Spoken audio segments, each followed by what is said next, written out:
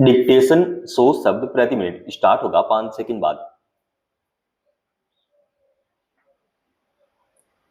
Start. यह विचित्र है कि दुनिया के धनी देश अपने यहाँ तो स्वच्छता और पर्यावरण संरक्षण के सवाल पर सजग दिखते हैं, लेकिन गरीब देशों को उन्होंने कचरा पट्टी का ठिकाना समझ लिया है। अगर कोई भी देश अपने यहाँ सामान्य गंदगी से लेकर ई कचरे तक का ढेर नहीं लगने देता है, साफ सफाई और पुनर्चक्रण का बेहतर इंतजाम करता है, तो यह स्वाभाविक है। मगर यह समझना मुश्किल है कि बहुत सारे अमीर देश अपने कचरे को ठिकाना लगाने के लिए विकासशील या गरीब देशों में ही क्यों भेज देते हैं। इस संबंध में लंबे समय से सवाल उठाए जा रहे हैं और बताया गया है कि जिस मात्रा में विकसित देशों का कचरा विकासशील देशों में भेजा जा रहा है, उसके गंभीर खामियाजे सामने उठाने पड़ेंगे। संबंधित सरकारों को इसे रोकने के लिए हर स्तर पर तत्काल कदम उठाने चाहिए। मगर इस समस्या की गंभीरता का अंदाजा इससे लगाया जा सकता है कि कई देशों की ओर से तीखा विरोध उभरने के बाद आज भी अमीर देशों ने अपना ई कचरा विकासशील देशों में भेजा जाना जारी रखा है। इस संबंध में पर्यावरण पर नजर रखने वाली संस्था बासेल एक्शन नेटवर्क यानी BAN ने बुधवार को जारी अपनी एक रपट में कहा है कि अमेरिका से लाखों टन खराब इलेक्ट्रॉनिक सामग्री दूसरे देशों में भेजी जा रही है, जिनमें से अधिकतर दक्षिण पूर्व एशिया के विकासशील देश हैं। ज्यादा चिंता की बात यह है कि जिन देशों में ये खतरनाक ई कचरे भेजे जा रहे हैं, वे इसके सुरक्षित रूप से निस्तारण के लिए तैयार नहीं है। अंदाजा लगाना मुश्किल नहीं है कि ये घातक कचरे जिन देशों में भेजे जा रहे हैं, वहां की आबो हवा किस हद तक प्रभावित होगी और उसका आम लोगों के जीवन पर कितना घातक असर पड़ेगा। BAN की रपट के मुताबिक 2 वर्ष तक जांच में यह पाया गया कि कम से कम 10 अमेरिकी कंपनियां इस्तेमाल किए गए इलेक्ट्रॉनिक सामान को एशिया और पश्चिम एशिया के देशों में भेजी जाती पाई गई है। इलेक्ट्रॉनिक कचरे में फोन, कंप्यूटर जैसे खराब और फेंके गए उपकरण हैं, जिनमें सीसा, कैडमियम और मरकरी जैसी कीमती सामग्री से लेकर विषाक्त धातु भी शामिल है।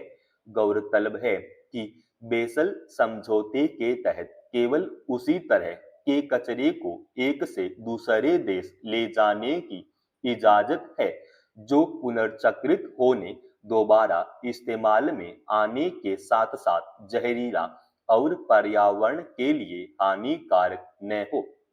यह जगजाहिर है कि इलेक्ट्रॉनिक सामान की दुनिया में कितनी तेजी से नए तंत्र सामने आ रहे हैं। किसी यंत्र का नया संस्करण के आने के बाद कुछ समय के भीतर ही बड़ी तादाद में पुराने यंत्र कचरे में तब्दील हो जाते हैं। यही वजह है कि वैश्विक पैमाने पर पुनर्चक्रण के मुकाबले ई कचरे में 5 गुना तेजी से बढ़ोतरी हो रही है। जिन देशों में यह कचरा भेजा जाता है, वहां के जल, भूमि और वायु पर इसका गहरा और विपरीत असर पड़ता है और पर्यावरण बुरी तरह प्रभावित होता है। इसके बाद उससे होने वाले प्रदूषण के दायरे में जो भी आबादी आती है, उसके स्वास्थ्य पर बहुस्तरीय जोखिम पैदा होते हैं।